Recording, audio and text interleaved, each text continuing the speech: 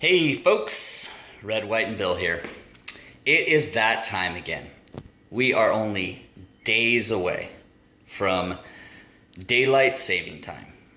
Changing your clocks, going forward ahead another hour because we loaned you an hour 6 months ago, so now you got to give it back.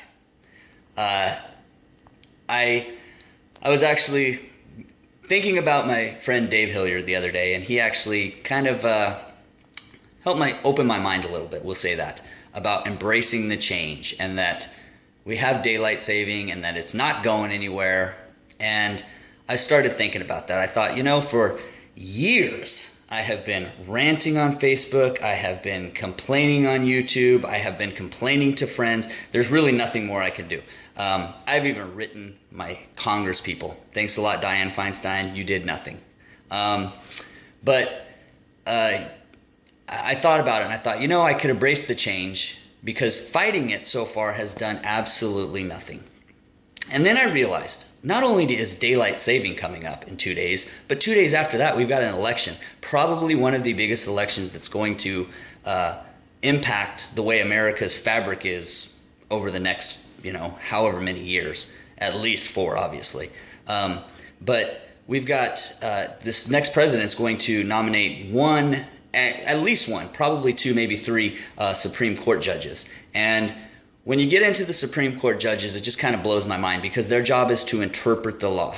It shouldn't matter if they're conservative. It shouldn't matter if they're liberal. They're supposed to look at the law, read it, and go, this is what it says. For instance, free speech. Let's just say, because they all pretty much agree on free speech, let's just say that conservative judges all of a sudden went, conservative judges don't think that free speech has anything to do with Facebook or YouTube. And then all of a sudden that was infringed upon. That's the way that it is right now with some of our laws. For instance, the Second Amendment.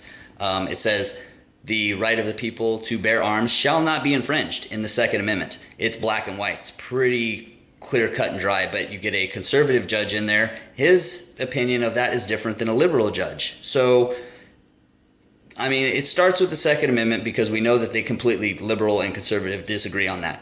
But it could go other places. So I'm not going to tell you don't go vote. I'm not going to tell you who to vote for. That is your right as an American. You can vote for whoever you want.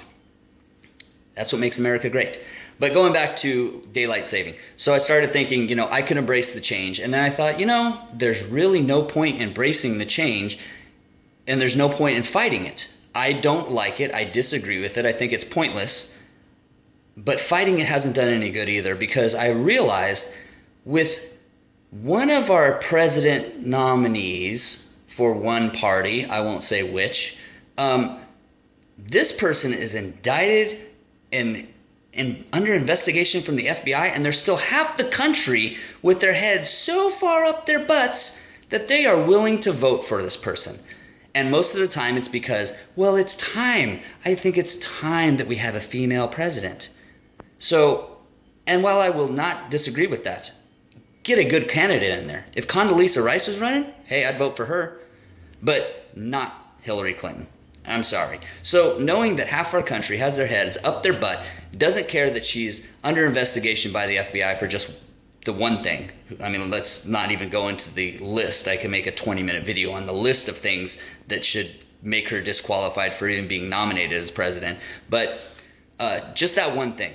If there's people with their heads up their butts, they don't care about that, then obviously I'm never going to get through to these people about something as stupid as daylight saving. So I have now gone and decided to lay down my arms and stop the fight against daylight saving.